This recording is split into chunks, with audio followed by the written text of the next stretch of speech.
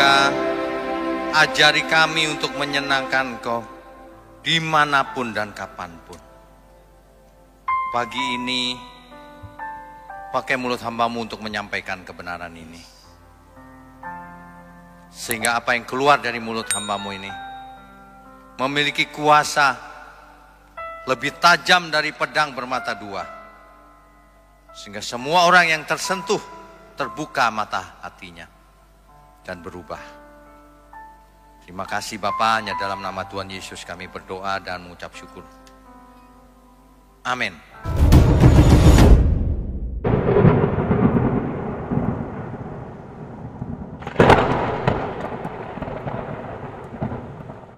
Silakan duduk Bapak Ibu, saudara sekalian. Selamat pagi, Shalom. Tema utama kita di hari ini adalah cerita kita. Subtemanya pagi ini tentang dia. Nanti yang kedua tentang apa. Bapak Ibu, saudara sekalian, setiap kita tentu memiliki kisah yang berbeda-beda di dalam hidup ini. Kan hidup kita beda-beda ya. Ketika lahir, ada yang lahir langsung orang tuanya kaya. Ada yang lahir dalam kekurangan, macam-macam. Kondisi kita hari ini juga macam-macam, ada yang kaya, ada yang miskin bahkan. Ada yang sudah tua, tapi ada yang masih muda juga. Ada yang masih sehat, tapi yang ada sudah sakit juga ada. Ya. Ada yang jadi bisnismen, ada yang jadi karyawan, ada yang jadi pegawai negeri, pegawai swasta, ada yang jadi influencer. Influencer tahu nggak ya? Di sosial media itu populer. Jadi apa saja yang dikerjakannya itu menjadi trendsetter, ngetrend gitu tiba-tiba. Itu namanya influencer.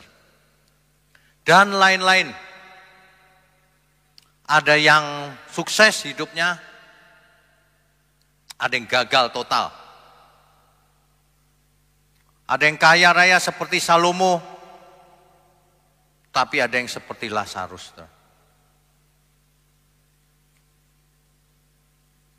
Kita baca dulu Lukas 9 ayat 25. Lukas pasal 9 ayat 25. Saya bacakan ya. Apa gunanya seorang memperoleh seluruh dunia, tetapi ia membinasakan atau merugikan dirinya sendiri? Gak ada gunanya kan? Kisah manusia yang paling tragis itu bukan miskin, saudara. Bukan gagal di dunia ini, bukan. Bukan mati juga. Kisah paling tragis manusia itu kalau hidupnya sia-sia. Kalau hidupnya ditolak Tuhan. Biar ia kaya seluruh dunia. Kalau ia ditolak Tuhan, hidupnya sia-sia. Ia menyia-nyiakan waktu yang diberikan Tuhan selama hidupnya ini. Banyak orang belum mengerti atau menghayati hal ini. Tragis, saudara. Makanya kitab Pengkhotbah itu menurut saya hikmat tertinggi itu. Bahwa segala sesuatu, bahwa semuanya ini pasti berlalu. Kalau semuanya ini pasti berlalu, hanya untuk sementara, maka kita nggak fokus pada yang pasti berlalu. Kita fokusnya pada yang paling penting. Mestinya begitu ya prioritas hidup ini ya. Ayub 14, 1-2. Kita baca Ayub pasalnya yang ke-14 ayat 1-2. Manusia yang lahir dari perempuan singkat umurnya dan penuh kegelisahan. Seperti bunga ia berkembang lalu layu. Seperti bayang-bayang ia hilang lenyap dan tidak dapat bertahan. Ya memang faktanya demikian. Coba di antara kita ada nggak yang masih kenal nenek kita, neneknya lagi? Namanya aja sudah nggak tahu kita. Iya kan? lenyap. Kita nanti semua juga begitu, saudara, lenyap, tidak ada lagi. Dan tidak diingat oleh siapapun. Kasihan deh loh. Iya, kita semua nanti gak ada yang ingat. Coba aja 100 tahun lagi kalau Tuhan Yesus belum datang. Siapa yang ingat kita? Cucu kita udah cucu lagi, udah nggak tahu, ya. Suami istri udah semua juga sudah mati, orang tuanya mati, anak cucu juga sudah mati, sudah berganti generasi. Jadi apa maknanya hidup ini? Nggak mungkin dong Tuhan ciptakan jatuh dalam dosa terus cuma lahir, habis itu apa lagi? Lahir ujungnya tapi mati. Kan percuma. Mau sesukses apapun akhirnya mati, ya percuma sebenarnya. Kalau orang tidak mengerti makna hidup ini. Ya. Ada orang yang terikat dengan masa lalunya. Nggak berubah-berubah dari dulu. Ada orang yang terikat dengan masa lalunya, aku dulu salah Pak, terikat terus. Ada orang yang visinya ke depan. Dulu lupakan aja, ke depan yang penting. Bersama Tuhan. Ini pilihan loh bagaimana kita harus hidup ini. Bagaimana seseorang memaknai hidupnya akan terlihat dari apa yang dia bicarakan sehari-hari. Akan terlihat dari apa yang diceritakannya setiap hari. Apa yang diperbuatnya. Jadi kalau ada orang setiap harinya gosip terus sudah kelihatan. Dia nggak memaknai hidup dengan benar. Dia buang-buang waktu. Setiap hari ngomongin si A, si B, hobi banget gitu ngomongin orang. Artinya dia nggak mengerti makna hidup. Sia-sia hidupnya. Nggak ada gunanya hidupnya. Semua orang salah, dirinya paling benar, padahal dirinya paling salah. Ada orang yang begitu. Nggak berasa lagi salah. Waduh, tragis ya. Orang paling tragis itu yang merasa selamat padahal tidak selamat, saudara. Padahal yang penting itu faktanya, mana faktanya? Buktinya mana engkau mengasihi Tuhan? Makna hidup dimaknai orang tidak tepat. Sayang sekali ada orang-orang yang selalu cerita tentang dirinya sendiri. Aku dulu hebat loh. Aku terus. Kalau sekali-sekali ya gak apa-apa, bersaksi kan boleh. Tapi dari dulu sampai sekarang ngomongnya aku terus. Saya perhatikan. Aku enakan di sono, kalau di sono aku dihormati. Oh, sakit jiwa kau berarti. Aku terus yang dia omongin. Gak pernah dia ngomong, si itu ya, aku mau seperti dia. Gak pernah, aku terus ngomongnya. Gak berasa itu orang itu. Ya. Waduh, ada lagi yang ngomong gini sama saya, aku itu pinter loh. Siapa yang nanya lo? Lagian lu gak pinter-pinter amat. Kamu gak tahu dalamnya lautan, tingginya langit. Merasa pinter lagi. Saudara gak ketemu orang kayak gitu, ya aku itu pinter loh. Berarti dia gak pinter. Sebab kalau orang pinter gak berani ngaku pinter. Sebab dia tahu dalamnya langit, tingginya langit. Dalamnya lautan, tingginya langit. Gak berani ngomong pinter. Mana ada orang berani ngomong pinter. Iya kan? Aku itu baik loh. Wah. Itu kalau, coba saudara tanya seorang psikolog. Orang macam apa yang begitu itu? Orang yang gak beres itu. Orang itu makin takut dia, makin berhikmat dia, makin hati-hati. Makin tidak berhikmat, makin bocor mulutnya. Hidup ini cuma satu kali loh, sayang sekali kalau orang tidak belajar.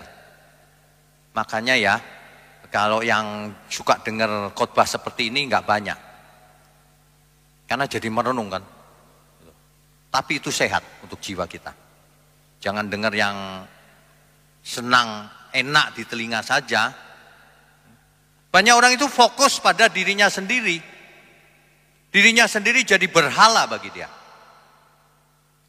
Dia nggak bisa maju, saudara. Sebab dia fokus pada dirinya sendiri. Dia lupa bahwa dia itu ciptaan.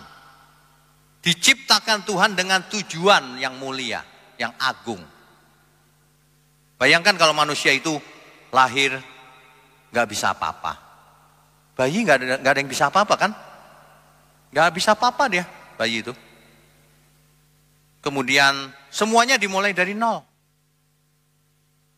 Buat orang tuanya jadi repot banget. Semalam bangun berapa kali mesti menyusui, mesti bikin susu. Nggak bisa apa-apa bayi itu. Nggak lama kemudian tapi menyenangkan, tapi lucu. Nggak ada loh orang tua gini, malam bangun gitu bayi nangis, sialan ini. Nggak ada loh, nggak ada. Pasti kamu kamu lucu banget deh. Meskipun mama capek, papa bahagia. Bener nggak? Awas kalau ada yang ngomong. Nggak ada, saudara, nggak ada. Tapi itu menjadi pelajaran loh buat kita. Penderitaan itu membahagiakan kalau dalam kebenaran. Iya kan? Senang gitu lihat anak. Anak masih kecil digendong, ngompol. Berapa kali ngompol? Enak juga ya, anget. Coba aja kalau udah 10 tahun ngompol ke kita. Banting. Ya jangan dibanting, maksudnya sentil. Ada yang nggak beres nih, udah gede ngompolin orang tuanya. Ya, jadi mereka belum mengerti apa-apa ketika kecil. Tugas orang tua untuk mengasihi, memelihara, mendoakan, membawa ia kepada Tuhan. Makanya ada penyerahan anak. Itu tugas orang tua loh. Ya. Ketika anak itu mulai tumbuh menjadi balita, kita semua pernah menjadi balita. Cuma nggak tahu ya, masih ingat nggak dulu seperti apa balita? Nggak ingat ya? Karena dulu jarang foto kita. Beda dengan zaman sekarang, foto terus setiap saat, setiap detik. Nggak ada yang moto sendiri. Selfie. Dulu nggak ada begituan. Sekarang itu waduh luar biasa ya. Mulai balita senang main dan sebagainya, bagus. Tapi harus mulai dididik. Nggak boleh egois ya nak. Harus suka menolong teman. Harus suka tidak pelit sama temannya, bagi-bagi. Harus dididik. Tuhan kita cuma satu nak, Tuhan Yesus. Tidak ada yang lain. Harus mulai dididik pelan-pelan. Makanya semua anak kecil harus dibawa ke sekolah minggu. Nanti kalau sudah umur 12, ikut katekisasi baptisan. Harus dibaptis. Sebab itu perintah Tuhan Yesus sendiri. Jadikan semua bangsa muridku. Baptislah mereka di dalam nama Bapa, Putra, dan Roh Kudus. Ingat ya Bapak Ibu ya, di GMM, Gereja Mula-Mula, teks Alkitab nomor 1. Pendapat pribadi nggak usah dipakai. Di dalam nama Bapa, Putra, dan Roh Kudus. Jangan diganti-ganti. Itu kata Alkitab. Kalau suka mau ganti-ganti, salah alamat ke kita. Kita maunya pakai Alkitab apa adanya. Oke, setelah itu jadi remaja. Kita semua pernah melewati masa-masa itu. Atau sekarang ada yang masih remaja? Oh enggak ada. Oh ada, masih remaja. Remaja bergaul dengan teman-temannya, bikin salah, bandel dan sebagainya. Pemuda-pemudi, remaja pemuda-pemudi bawa ke sini. Kita didik dengan kebenaran. Kan ada YOYA namanya ya. Youth and Young Adult. Pemuda dan dewasa muda. Cuman kadang-kadang dewasa muda ada yang datang juga, umurnya 60 gitu ya. Nggak apa-apa. Biar usianya 60 tapi jiwanya muda, itu dong. Itu yang paling penting sebenarnya. Umur itu nggak penting kok. Umur itu cuma angka. Ada orang yang umurnya 40 tapi udah kayak kakek-kakek. Males. Percuma. Biar umur 100 kalau kayak pemuda. Ada nggak ya? Ya mungkin saja, kenapa tidak. Kalau sehat kan mantep. Ya. Hidup ini cerita kita itu tentang apa coba? Kalau kita cerita ke orang tentang apa? Orang nyeritain kita tentang apa? Ini penting loh saudara. Hidup ini sangat berarti dari waktu ke waktu. Akhirnya semua orang akan tua. Ketika tua persoalannya apa? Sakit, ya, apalagi ekonomi, karena sudah mulai berhenti bekerja kan? Apalagi apa? Loyo. Loyo. Lahiriahnya semakin menurun. Ya. Biasanya kesepian, Bu. Pikun lagi. Macem-macem, ya. Dan akhirnya pulang ke rumah bapak. Semua orang itu begitu sebenarnya. Ya. Cuman selama hidup ini loh yang paling penting itu. Makanya teologi di GMM ini teologi kehidupan. Bukan teologi kematian, teologi kehidupan. Hidup ini bagaimana? Mati udah pasti. Kalau hidup ini benar di hadapan Tuhan, mati bukan masalah. Sebab barang siapa percaya kepadanya, ia akan hidup walaupun sudah mati. Orang yang tidak percaya meskipun masih hidup, ia sudah mati meskipun masih hidup. Percuma hidupnya itu. Tidak ada artinya sama sekali. Ya. Jadi kita belajar sama-sama di sini, jangan jadikan diri sendiri itu berhala, Saudara. Ini banyak sekali filosofi yang kelihatannya alkitabiah tapi salah total. Kalau hidup kita diarahkan kepada diri sendiri, itu sudah melesetnya terlalu jauh. Orang itu mentalnya itu gini loh. Ketika datang ke Tuhan, Tuhan berkati aku. Tuhan sembuhkan aku. Tuhan lindungi aku. Itu bukan salah, tapi perhatikan dulu nih. Tapi tidak pernah dia memikirkan orang lain. Pusatnya diri sendiri. Kalau pusatnya diri sendiri akan jadi masalah di dunia ini. Gak bisa jadi berkat, gak bisa dipakai Tuhan juga. Karena egoisnya luar biasa. Semua tentang dirinya sendiri. Kalau orang pusatnya diri sendiri, maka ia tidak bisa mengampuni sesamanya. Kamu sih begini begitu. Pusatnya bukan diri sendiri, saudara. Saudara salah mengerti. Kita datang kepada Tuhan bukan pusatnya diri sendiri, pusatnya Tuhan. Makanya segala sesuatu yang kita lakukan untuk kemuliaan Tuhan, bukan untuk diri sendiri. Ya, semua masalah di dunia ini karena pusatnya diri sendiri. Suami istri gak akur karena apa? Karena masing-masing pusatnya diri sendiri. Coba kalau pusatnya Tuhan gak ada masalah. Gak ada masalah sebenarnya di dunia ini. Yang buat masalah itu manusianya sendiri. Manusianya nggak mau belajar, apalagi kalau sudah usia lanjut, sudah merasa senior, apalagi kalau sudah kaya, merasa berkuasa, apalagi kalau pejabat merasa berkuasa, biasa dihormati, dia nggak bisa merendahkan diri di hadapan Tuhan. Dirinya menjadi berhala. Cerita hidupnya tentang dirinya sendiri. Padahal yang benar it's about him. Tentang dia. It's not about me. Bukan tentang aku hidup ini. Orang pengen bahagia, pengen ini, pengen itu kan dirinya sendiri itu. Barang siapa takut kehilangan nyawanya, mencari nyawa, ia malah kehilangan. Kata Alkitab. Barang siapa kehilangan nyawanya, ia akan mendapatkan hidup malah. Orang yang berusaha membahagiakan dirinya sendiri malah tidak bahagia. Karena kuncinya bukan di situ. Kita harus tanya pencipta kita, Tuhan, untuk apa aku diciptakan? Itu mestinya. Sebab yang tahu gunanya kita diciptakan, tujuannya apa adalah Tuhan sendiri. Makanya mulai sekarang ya saudara ya, kalau saudara lagi ngumpul bersama gitu, cerita itu tentang yang penting. Jangan yang nggak penting. Ngomongin si A, percuma, buat apa? Untungnya apa? Bicara itu sesuatu yang ke masa depan yuk. Kita berubah sama-sama yuk. Yuk kita cari Tuhan. Yuk kita kerja keras. Yuk kita bisnis yang bagus. Yang bermanfaat. Supaya hidup kita itu jadi berkat. Jangan suka ngomong sesuatu yang gak ada gunanya. Kemarin ada 2 orang pemuda. Yang bicara satu sama lain.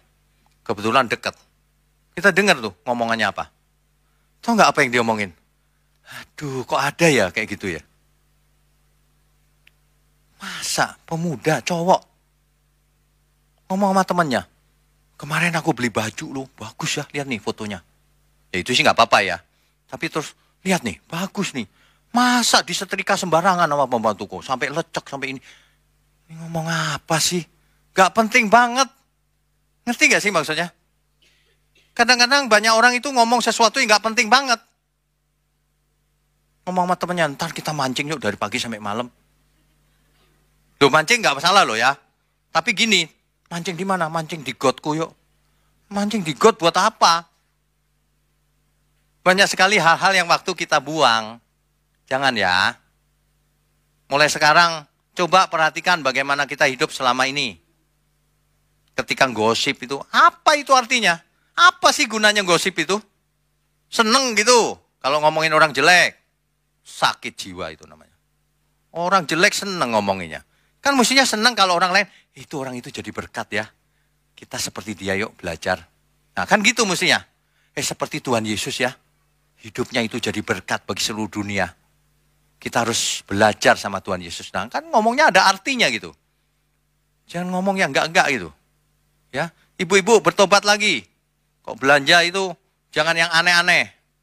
Beli jeruk aja sedikit aja. Cuma 5 biji aja sama tukang jeruknya itu tarik-tarikan. Tambahin dong 1. Tukang jeruknya bilang gak bisa bu. 1. Gak penting banget tau gak? 1 jeruk aja gimana sih? 1 jeruk aja oyo-oyoan bagaimana mau jadi berkat? Ngerti gak maksud saya? Udahlah memberkati dia.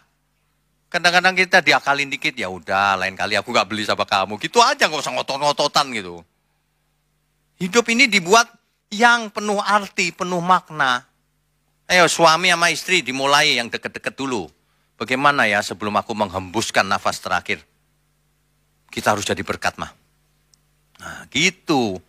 Jadi berkat kan bukan berarti hanya uang. Ada banyak hal kita bagikan. Tetangga atau teman atau sahabat, saudara. Kita belajar yuk mulai sekarang yang benar. Di mana? Ya kalau minggu ikut kita aja ke GMM. Oh nggak bisa aku gerejanya di sono. Ya udah nggak apa-apa. Tapi dengerin online aja. Kan bisa online. Supaya mengubah mindset. Mindset tidak bisa berubah kalau bukan karena firman Tuhan. Gak bisa, saudara. Banyak orang itu berhalanya adalah dirinya sendiri. Waduh, semuanya tentang dirinya sendiri. Orang yang bijaksana itu tidak terikat dengan masa lalunya. Ia bicara soal masa depan. Ia tidak terikat, terganggu dengan pembicaraan kiri kanannya. Ia bicara hal-hal yang masa depan. Tentang keselamatan banyak jiwa, tentang berkat-berkat, bagaimana kita harus hidup jadi berkat. Semuanya ke depan, di kiri kanan diserang, biarin aja, nggak ada masalah. Yang penting Tuhan beserta aku. Amin ya. Itulah sebabnya seringkali kita itu, apa ya namanya ya, salah dalam hidup ini, tapi nggak merasa salah. Datang kepada Tuhan itu diajari transaksi. Kasih persepuluhan nanti dibalas 100 kali. Itu untuk Tuhan atau untuk diri sendiri? Saya mau tanya. Yang untuk diri sendiri kan? Asik 100 kali. Itu ajaran itu sesat loh itu. Membelokkan pikiran kita harus dipersembahkan sama Tuhan. Artinya Tuhan pun dimanfaatkan untuk keuntungan diri sendiri. Supaya untung 100 kali. Waduh. Ini kesesatan itu cuman ada 2 golongan besar. Maksudnya bukan kesesatan. Cuman ada 2 macam di dunia ini. Satu pusatnya Tuhan, satu pusatnya diri sendiri. Kesesatan semuanya berpusat pada diri sendiri. Gak mungkin pusatnya Tuhan. Perhatikan baik-baik. Mementingkan kepentingan diri sendiri. Itu yang tidak bisa terjalin hubungan cinta antara manusia dan Tuhan. Karena transaksi. Karena pusatnya diri sendiri. Kalau kita mencintai seseorang, pusatnya diri sendiri atau orang itu? Ya orang itu yang mau kita bahagiakan. Betul gak? Aku mengasihi istriku. Istriku, mari kita bahagiakan. Aku mengasihi istriku. Supaya istriku membahagiakan aku. Balik lagi nanti. Makanya masalah terus rumah tangganya. Sebenarnya ya kalau kita ikut firman Tuhan, gak mungkin ada masalah. Gak mungkin. Kalau kita pusatnya Tuhan tidak mungkin ada masalah. Banyak orang tidak suka mendengar pusatnya Tuhan karena mau hidup nyaman. Dia pikir kalau pusatnya Tuhan jadi nggak nyaman. Aduh ke gereja, agama, puasa, jadi nggak suka dia. Kalau orang yang nggak biasa. Makanya kita harus menjangkau banyak jiwa itu bukan dengan cara-cara agama. Dengan kasih. Dengan kebenaran. Dengan sesuatu yang kelihatannya wajar. Down to earth. Jangan menjangkau jiwa dengan pakaian agamawi gitu. Takut orang. Ini sakti orang ini. Takut. Mesti merendah seperti Tuhan Yesus itu loh. Bergaul dengan orang berdosa. Dengan orang miskin. Dengan orang yang lemah. Apa adanya. Ngomong pakai bahasa biasa saja. Tidak usah bahasa teologi tinggi-tinggi. Bahasa Alkitab tinggi-tinggi. Kita belajar lagi. Seperti jemaat mula-mula itu loh. Gak aneh-aneh. Gereja mula-mula itu gak aneh-aneh. Gereja yang di kemudian hari itu pakai jubah agama. Pakai tongkat sakti. Masuk gereja. Aneh-aneh. Orang takut. Ini apa ini?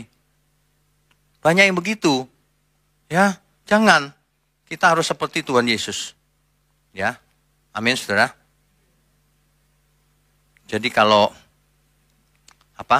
orang baru bertobat, itu nggak masalah sih. Aku mau datang ke gereja supaya tokoku laris, ya dia bertobat kemarin, kan nggak apa-apa, baru belum mengerti. Tapi kalau sudah lama ya jangan begitu lagi, pusatnya Tuhan. Hidupku ini Tuhan, mau sehat, mau sakit, mau kaya, mau miskin, untuk Tuhan. Itu baru iman yang benar. Amin, saudara. Kita beri kemuliaan untuk Tuhan. Ketika Tuhan menciptakan alam semesta, pusatnya bukan manusia. Pusatnya itu bukan manusia. Roma 11 ayat 36. Roma pasal 11 ayat 36.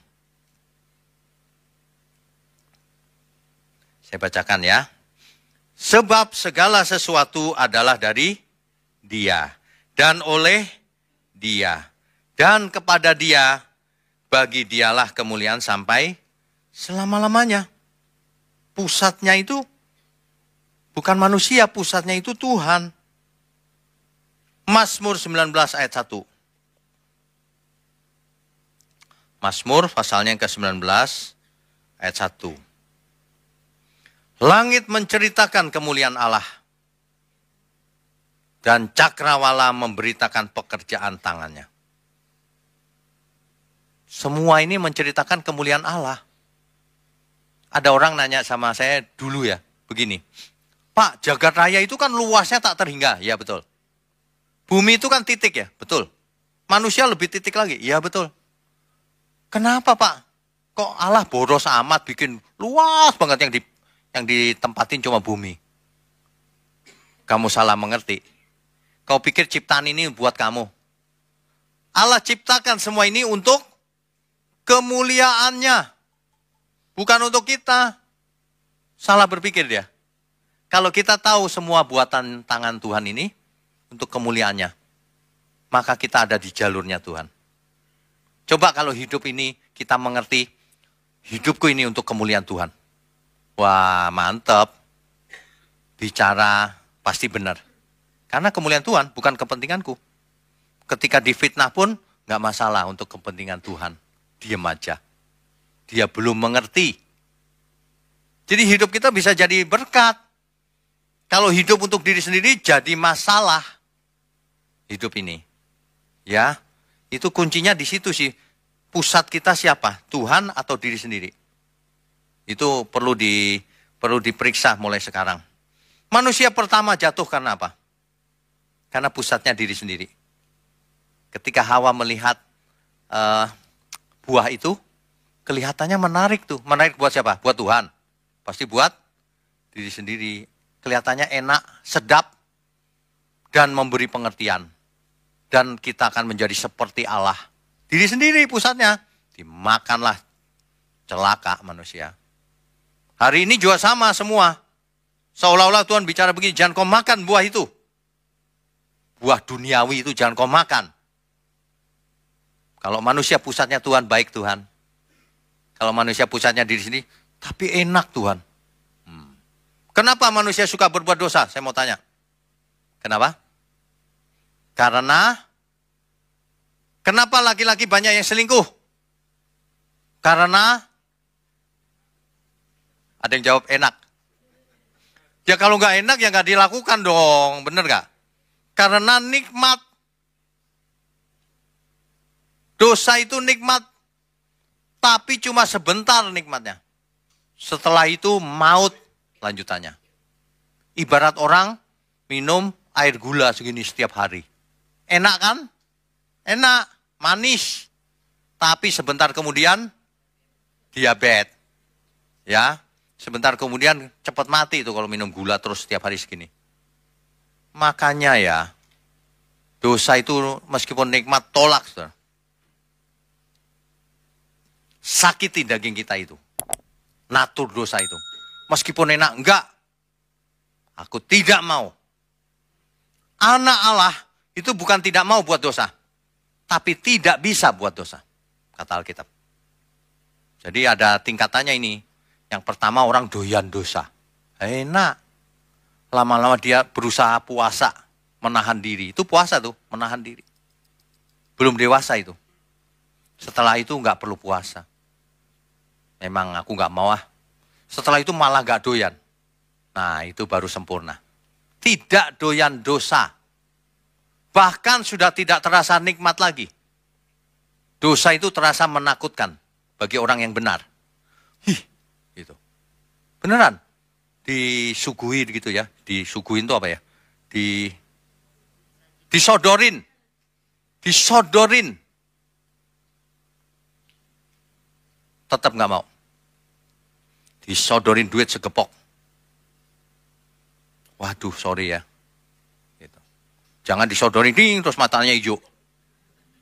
Terus berbinar-binar. Celing, celing, celing, celing. Wah. Terus lihat kiri kanan. Kalau disodorin tuh nggak doyan udah. Ini bapak-bapak nih. Disodorin apa? Disodorin perempuan yang kayak permen, warna-warni. Mestinya enggak dong. Kalau sudah ngerti, nggak bisa, nggak doyan, itu yang benar. Ini nggak disodorin, nyari sendiri. Hobi sih. Coba hidup kita ini ceritanya tentang apa sih? Mestinya it's about him. Tentang Tuhan. Masalahnya itu orang awam suka kalau mendengar tentang Tuhan, lalu pikirannya itu agamawi. Itu yang bikin orang gak suka. Kalau kita mendengar tentang Tuhan, asik nih. Mestinya begitu. Kenapa? Karena aku harus belajar pinter. Aku harus sehat badanku. Jiwaku harus sehat. Aku harus mengerti kebenaran. Harus cerdas. Harus jadi berkat bagi sesama. Wah, mantap. Itu menarik nggak? Menarik. Jangan kalau deket Tuhan harus doa puasa setiap hari dari pagi sampai malam, nggak menarik itu. Nggak ada artinya hidup itu. Hidup itu harus berarti bagi banyak orang. Jiwa orang-orang kita tarik supaya dekat Tuhan, supaya selamat. Ya, minimal supaya sehat dulu. Jasmaninya, rohaninya. Setelah itu barulah jadi berkat dia juga. Bersinar di tengah-tengah kegelapan. Mestinya begitu loh. Makanya ya, Rasul Paulus menulis di 1 Korintus 10 ayat 31, baik engkau makan, minum, atau apapun lakukan untuk Tuhan. Jangan yang lain. Ya. Balik lagi, untuk apa sih kita itu sekarang misalnya sukses, kaya, sehat, keluarga bahagia, terkenal, berkuasa, enjoy life terus, gak kekurangan apapun, disanjung-sanjung seluruh dunia. Tapi kalau ditolak Tuhan buat apa? Saya mau tanya. Gak ada gunanya. Beneran gak ada gunanya. Makanya yang penting itu, Kolose 3 ayat 2, pikirkan perkara yang di atas. Jangan yang di bumi. Itu jangan salah ngerti loh, saudara. Jangan berpikir begini, aku mikirin Tuhan terus saja, gak kerja di bumi. Bukan itu, salah. Itu dalam teks asli ya, pikirkan itu dipakai kata phroneite. Phroneite itu maksudnya arahkan hidup kita untuk perkara yang di atas. Artinya fokuskan hidup kita untuk tujuan yang di atas. Dalam terjemahan, salah satu terjemahan dipakai gini, set your mind. Mindsetmu itu pikirkan untuk perkara di atas. Sebab hidupmu sementara di bumi ini. Nanti kalau aku mati, aku ketemu Tuhan, aku pertanggungjawabkan seluruh hidupku ini. Nah, dari situlah kita justru hidupnya lebih hebat lagi. Aku mau kerja keras, aku tidak mau buat salah, aku mau memuji Tuhan dengan seluruh hidupku. Hidupku mau kerja keras, mau menolong sesama, mau jadi berkat sampai kesudahannya. Nanti kalau aku sudah tidak berdaya lagi, ya sudah aku pulang. Itu maksudnya. Pikirkan perkara yang di atas, fokuskan perkara yang di atas selagi kita hidup di bumi ini. Ya, dicatat ayatnya Kolose 3 ayat 5 sampai 10.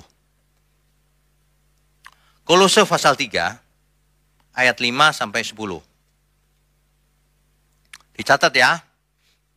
Karena itu matikanlah dalam dirimu segala sesuatu yang duniawi. Dimatikan aja itu. Apa itu? Yaitu percabulan, kenajisan, hawa nafsu, nafsu jahat, dan juga keserakahan. Yang sama dengan penyembahan berhala. Semua itu disamakan dengan penyembahan berhala loh. Kenapa? Karena berhala itu dirinya sendiri. Dijunjung-junjung tinggi. Masih mau ini selingkuh, masih mau nafsu kedagingannya, masih serakah, pelit, sombong. Itu berhala itu, saudara. Zaman dulu berhala di perjanjian lama kan patung bentuknya. Sekarang patung nggak bahaya. Yang bahaya itu berhala itu justru diri sendiri itu yang jadi berhala. Karena manusianya tidak berasa bahwa dirinya jadi berhala bagi dirinya. Ya. Ayat lanjutannya. Ayat 6. Semuanya itu mendatangkan murka Allah. Semuanya itu mendatangkan kemarahan Tuhan. Murka Allah. Ayat 7, diingetin nih. Dahulu kamu juga melakukan hal-hal itu ketika kamu hidup di dalamnya. Kita semua pernah melakukan kesalahan. Ingat baik-baik itu. Jangan diulangi. Sebab itu mendatangkan kemarahan Tuhan. Seandainya Tuhan gak marah pun, seandainya nih, kita juga akan hidup sengsara sendiri. Memangnya ada orang selingkuh terus bahagia ada? Gak ada. Dia selingkuh aja sembunyi-sembunyi. Gak ada bahagia, pasti dalam hati kecilnya, aduh takut ketahuan istriku. Kalau ketahuan aku dipentung nanti. Iya kan? Gak ada orang buat dosa bahagia itu gak ada sebenarnya. Ya, sembunyi-sembunyi dia. Dia lupa bahwa Tuhan tahu. Dia bisa sembunyi dari istrinya, tapi Tuhan tahu persis. Dulu ada yang bicara sama saya begini. Kan saya tahu dia punya selingkuhan nih. Di apartemen yang sama loh. Kamu ya, aktivis ini. Kamu ya punya selingkuhan kebangetan deh. Jadi dia di lantai berapa? Selingkuhannya 2 lantai di atasnya. Jadi cepat kan perginya. Pakai lift doang. Kamu kebangetan deh. Bertobat. Enggak pak. Saya kalau selingkuh itu istri saya enggak sakit hati kok. Enggak apa-apa. Loh. Wah bingung juga saya. Loh kok bisa gitu? Iya kan saya enggak ngomong-ngomong sama istri saya. Oke deh. Tapi Tuhan tahu. Saya gitu. Langsung diam dia. Iya juga ya. Gimana sih jadi aktivis kayak gitu? Tapi itu bukan aktivisnya GMM. Gak boleh ada kayak gitu. Saya coret langsung. Kirim ke Hades ya nanti. Di sini semuanya harus belajar hidup bersih. Ya. Bersih hatinya, bersih pikirannya, bersih perbuatannya. Cuma sayang, belum banyak orang rohnya menyala-nyala. Belum. Saya sudah lihat, andai kata kamu rohnya menyala-nyala ya, karyamu pasti hebat. Belum. Masih hitung-hitungan sama Tuhan. Ya, ini bicara yang di sini sekarang. Hidup dalam dosa sih enggak. Cuman males untuk Tuhannya. Enggak rajin. Coba saya bisa semua ya. Pasti saya kerja sendiri sebentar selesai. Kan enggak bisa gitu juga. Harus melibatkan banyak orang kan. Tiap orang kan talentanya beda-beda. Maksimalkan talenta kita semua untuk Tuhan. Amin ya semua ya. Kalau kita dikasih kesempatan untuk melayani, kalau dikasih kesempatan jadi jemaat Tuhan, umat Tuhan, jangan disia-siakan. Ayo kita belajar sama-sama di sini. Saling mengingatkan, saling memperhatikan, saling menolong. Ya kan? Kalau saudara punya ide apa yang supaya lebih bagus, mari kita dandanin gereja kita ini. Ya, yang pintar teknologi, ayo pakai apa? Supaya lama-lama kita menjadi berkat bahkan bagi seluruh dunia. Pakai teknologi, pakai macam-macam. Saudara yang punya anak pintar, suruh melayani di sini. Jangan di rumah main game terus malam. Nggak ada gunanya, sia-sia itu hidupnya. Diciptakan Tuhan buat enjoy life. Enjoy life-nya cuma game lagi, nggak menghasilkan uang, nggak apa-apa. Kan nggak ada gunanya itu. Main game boleh, berapa menit atau sejam maksimal lah. Buang waktu kalau enggak. Ya. Karena itu, saudara jangan bikin Tuhan marah. Ayat 8. Tetapi sekarang buanglah semuanya ini, yaitu marah, geram, kejahatan, fitnah, dan kata-kata kotor yang keluar dari mulutmu. Jangan lagi kamu saling mendustai karena kamu telah menanggalkan manusia lama serta kelakuannya.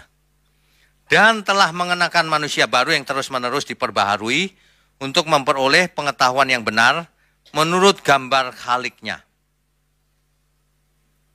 Jelas Alkitab itu sebenarnya. Udah deh, hari gini masih hidup dalam dosa, nunggu apa lagi? Berhenti ya buat dosa ya. Kita itu harusnya sudah nggak ngomong dosa loh saudara. Kita itu hari ini harusnya kita udah nggak mempersoalkan dosa. Enggak lah, aku nggak mungkin buat dosa. Kita itu harusnya memasalahkan diri kita itu bagaimana aku harus dipakai Tuhan. Bagaimana hidupku ini sebelum aku mengakhirinya sudah jadi berkat gitu. Sudah efektif di tangan Tuhan. Mestinya begitu. Mestinya begitu loh saudara. Ya, jadi jangan hidupnya masih dosa terus ya. Dosa udah nggak usah diomongin, udah nggak usah dilakukan lagi. Sekarang masalah yang kita hadapi itu bagaimana engkau pakai ya Tuhan supaya efektif. Paksa diri, makanya saya sering bicarakan paksa diri kita. Makanya kalau saudara perhatikan di GMM ini ya, pelayan Tuhannya banyak banget gitu. Ada 100 berapa itu. Ya. Kenapa? Karena kita sebagai gereja melibatkan banyak orang supaya belajar melayani. Saudara jangan minder. Apa yang bisa saudara lakukan, ayo kita bersama-sama. Itu loh. Amin ya. Paksa diri. Aku nggak pernah melayani Pak. Paksa. Ayo, sodorkan dirimu. Oh Tuhan, pakailah aku Tuhan. Kan begitu. Apa saja. Kalau saya sering memaksa diri ya, kadang-kadang melalui lagu-lagu, melalui kisah inspirasi gitu. Iya ya gitu. Memotivasi diri. Roh Allah ada dalam diriku. Pakailah aku Tuhan. Mestinya begitu. Oh Tuhan, pakailah hidupku selagi aku masih kuat. Bila saatnya nanti ku tak berdaya lagi, hidup ini sudah jadi berkat. Saudara jangan pernah berani menutup mata sebelum jadi berkat. Sia-sia itu hidup seperti itu. Percuma deh kau jadi konglomerat, percuma kau jadi pejabat, jadi raja di bumi, percuma. Kalau akhirnya binasa. Makanya paksa diri untuk dipakai Tuhan. Ada orang yang perusahaannya besar. Bagus. Pakai untuk Tuhan. Kalau enggak binasa kau. Iya. Oh, tapi aku enggak percaya sama GMM. Kasih gereja lain. Enggak usah di sini kalau enggak percaya. Bukan soal duit. Kita itu concernnya, saya itu concernnya supaya kita semua nanti sama-sama ketemu di surga. Gitu doang. Amin. Ya, begitu. Hidup ini adalah kesempatan. Hidup ini untuk melayani Tuhan. Jangan sia-siakan waktu yang Tuhan beri. Hidup ini hanya sementara. Oh Tuhan, pakailah hidupku selagi aku masih kuat. Bila saatnya nanti ku tak berdaya lagi, hidup ini sudah jadi berkat. Manusia itu ya, ada yang namanya hukum kelembaman, saudara. Mungkin orang jarang dengar kata kelembaman. Inertia law. Hukum kelembaman itu gini. Manusia itu cenderung tidak mau berubah. Bukan cuma manusia, alam cenderung untuk tidak mau berubah. Contoh, kalau kita naik kereta api, berdiri, keretanya kenceng gitu ya. Tiba-tiba ngerem keretanya. Begitu tiba-tiba ngerem, kita tetap diam nggak? Enggak, karena sudah biasa, kenceng tadi. Wah gitu. Nah itu hukum inersia namanya. Kelembaman. Manusia lembam, biasa selingkuh. Disuruh nggak selingkuh, nggak bisa. Kalau pakai ilustrasi itu gini, biasa minum kopi. Disuruh berhenti minum, sakit kepala. Terus itu apa? Dedek itu apa ya? Gemeter. Loh ya enggak, gitu kan? Itu inersia namanya, kelembaman. Biasa ngomong jorok. Otomatis kesandung aja ngomongnya jorok dia. Kelembaman, dosa itu lembam, saudara. Suruh berhenti gitu, kebiasaan. Makanya harus memaksa diri. Harus dibunuh manusia lamanya. Gak bisa sedikit-sedikit. Sama seperti orang mau berhenti ngerokok, dikurangi satu-satu. Gak bisa. Buang. Setelah itu tanggung akibatnya mula-mula. Mulutnya mulai pahit, gelisah. Memang begitu. Dosa itu nagih.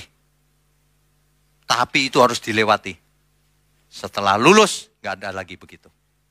Ya. Jadi lembam. Susah gitu disuruh berubah. Orang yang biasa keluar malam, disuruh di rumah. Kakinya kesemutan ya. Pengen pergi, gak bisa. Tapi orang rumahan, biasa di rumah, suruh keluar malam. Gak mau, gak betah. Lembam, saudara. Kita paksa diri kita supaya keluar dari kelembaman. Kelembaman dosa. Lupakan dosa. Paksa untuk melayani Tuhan dalam seluruh hidup kita. Ya. Paksa, saudara. Oh Tuhan, pakailah hidupku selagi aku masih kuat. Bila saatnya nanti ku tak berdaya lagi, hidup ini sudah jadi berkat. Saudara, ketika Tuhan menjadi pusat hidup kita, semuanya menjadi bermakna. Baik kita, pekerjaan kita menjadi bermakna. Keluarga menjadi bermakna. Bisnis kita menjadi bermakna. Apa yang kita perjuangkan hari ini menjadi bermakna.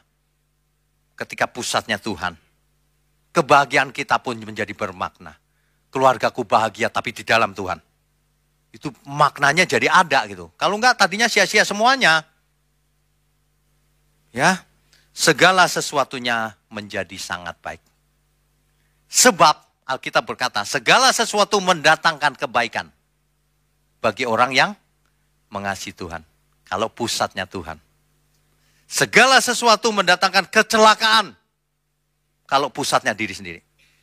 Padahal sukses, kaya raya, mantap menurut orang dunia, tapi itu kecelakaan, nggak nyampe ke surga. Kalau pusatnya Tuhan, maka Tuhan berkata, itu loh, begitu mestinya anakku itu. Ya, semuanya menjadi dalam pemeliharaan Tuhan, perlindungan Tuhan. Apapun yang kita alami di dunia ini nggak masalah, karena semua pasti pulang ke surga. Amin, saudara. Amin, beri kemuliaan untuk Tuhan.